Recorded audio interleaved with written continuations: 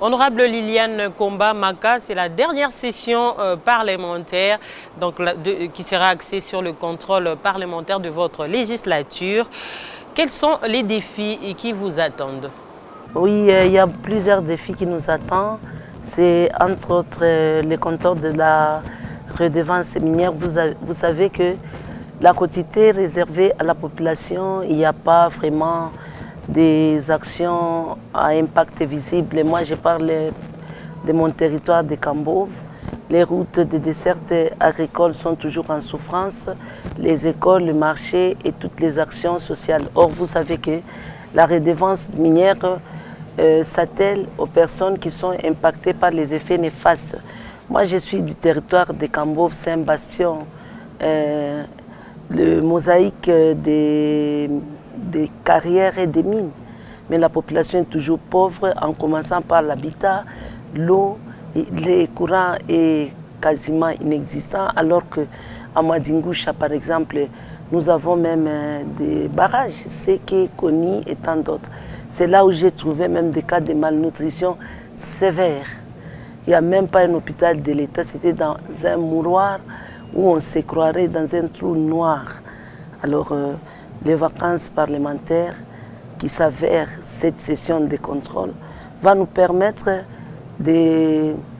d'asseoir la problématique de cette situation et trouver des réponses, des solutions définitives. Parce que vous l'avez bien dit, de ce quinquennat, c'est les dernières législatures de contrôle parlementaire. Et alors, on doit s'y mettre. L'enjeu, c'est les contrôles parlementaires. Par où vous devrez commencer? Moi, j'ai deux points de sortie. J'ai d'abord mon territoire comme élu de Kambove, aussi en tant que président de la commission permanente. Vous avez écouté dans les discours du président qui nous a demandé de faire un planning. Le territoire de Kambove a des cachots. L'ensemble des territoires, les 6 territoires, ont un seul centre pénitentiaire, c'est Kipushi. Imaginez les situations humaines qui se trouvent là-bas. Les gens dorment par heure, c'est confiné, les toilettes laissent à désirer, il n'y a pas de nourriture, il n'y a pas de médicaments. Et moi, si je devrais faire le contrôle, je commencerai par le monitoring des cachots et des prisons. Oui, et aussi il y a l'insécurité qui bat campagne. Moi, je suis commission sécurité droits de l'homme. Ça me fait mal que les vies humaines, on les met dans des sacs. Quelqu'un qu'on a tué, qu'on a déjà ligoté, il n'a plus de possibilité de se défendre. Vous allez les tuer allègrement, mais vous les torturez, vous l'amputez, vous imputez des mains. Donc c'est tragique, c'est du jamais vu.